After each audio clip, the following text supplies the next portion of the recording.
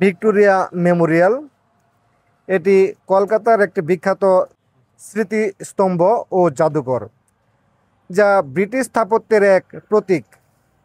এটি ভারতের সংস্কৃতি মন্ত্রকের অধীনে পরিচালিত হয়।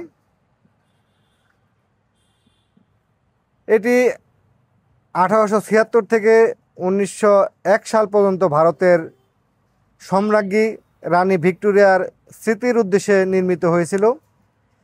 এর নকশা করেছিলেন স্যার উইলিয়াম। নির্মাণে নেতৃত্ব দিয়েছিলেন মেসার্স মার্টিন অ্যান্ড কোং। এটি এখন এক জনপ্রিয় পর্যটন কেন্দ্র। ঐতিহাসিক তাৎপর্য ও মহিমায় ভরা এ স্থাপত্য একটি বিস্ময়।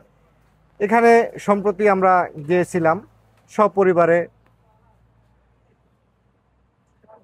এখানে বেশ কিছু দৃশ্য ধারণ করেছি, সেটাও আপনাদেরকে দেখানোর চেষ্টা করছি। এটার নির্মাণ ও ইতিহাস সম্পর্কেও কিছু জানার চেষ্টা করেছি। স্মৃতিসৌধটি ভিক্টোরিয়া মেমোরিয়াল হল নামে পরিচিত এবং এটি ভারতের অন্যতম প্রাচীন স্মৃতিস্তম্ভ। রানী ভিক্টোরিয়ার মৃত্যুর পর তার স্মৃতির প্রতি শ্রদ্ধা নিবেদন করে এটি নির্মাণ করা হয়। ভিক্টোরিয়া মেমোরিয়ালের স্থাপত্য ব্রিটিশ ঔপনিবেশিক স্থাপত্যের একটি চমৎকার উদাহরণ। এটি এখন ভারত সরকারের সংস্কৃতি মন্ত্রকের নিয়ন্ত্রণে একটি জাদুঘর হিসেবে পরিচালিত হচ্ছে।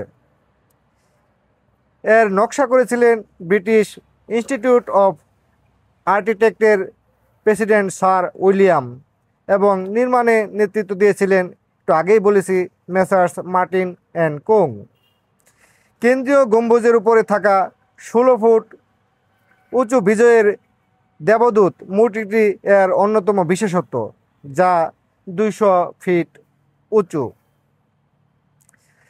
এই স্মৃতিস্তম্ভের আরও বেশ কিছু বৈশিষ্ট্য রয়েছে।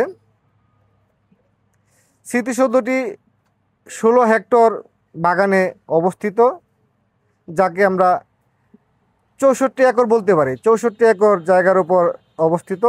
এর চারপাশের প্রাকৃতিক সৌন্দর্য খুবই চমৎকার। আমরা সেই সৌন্দর্য দেখার চেষ্টা করছি। দর্শক, এখানে কিন্তু সময় পেলেই, সুযোগ পেলেই মানুষ এখানে চলে আসেন। কিছুক্ষণ আগে এখানে বেশ বৃষ্টি হচ্ছিল, মানুষজন